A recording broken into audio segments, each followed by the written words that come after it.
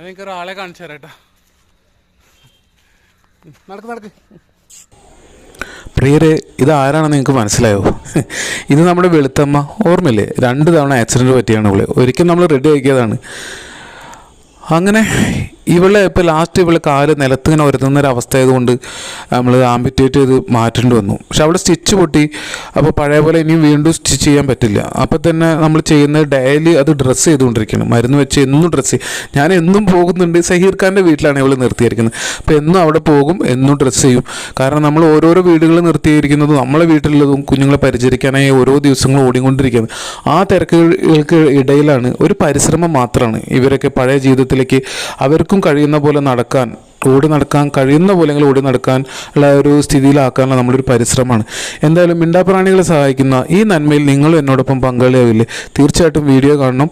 നിങ്ങളുടെ സപ്പോർട്ട് ഉണ്ടാവണം. എല്ലാ